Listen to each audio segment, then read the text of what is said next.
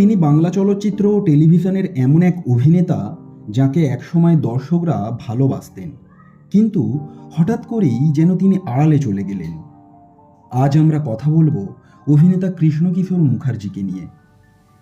একটা সময় টিভির পর্দায় নিয়মিত খবর পড়তে দেখা যেত অভিনেতা কৃষ্ণকিশোর মুখার্জিকে।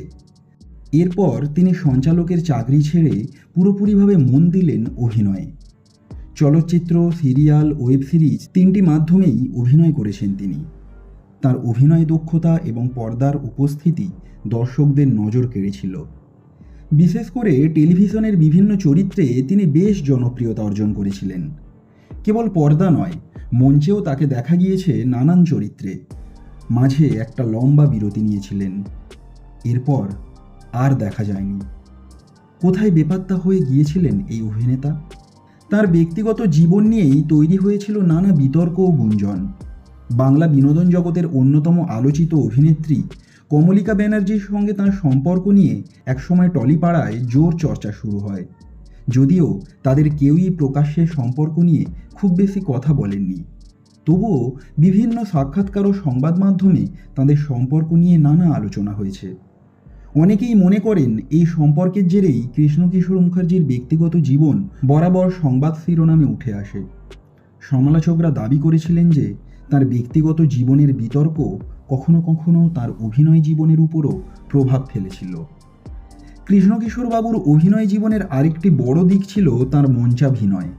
চলচ্চিত্র ও টেলিভিশনের পাশাপাশি তিনি নাট্যজগতেও কাজ করেছেন।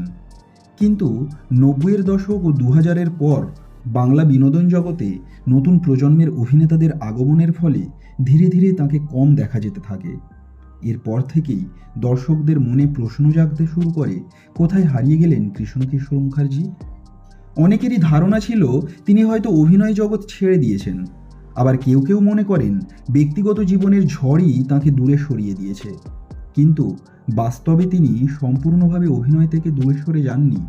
মাঝে মধ্যেই বিভিন্ন প্রজেক্টে কাজ করেছেন এবং সাংস্কৃতিক কর্মকাণ্ডের সঙ্গে যুক্ত ছিলেন।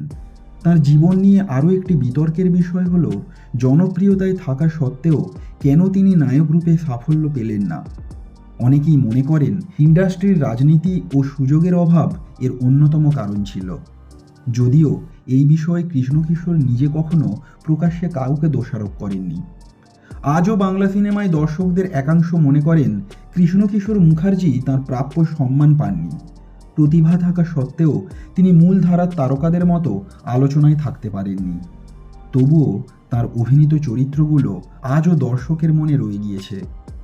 আর এই কারণেই বহু বছর পরেও মানুষ জানতে চান, কেমন আছেন কৃষ্ণকিশোর মুখার্জি? কোথায় আছেন তিনি?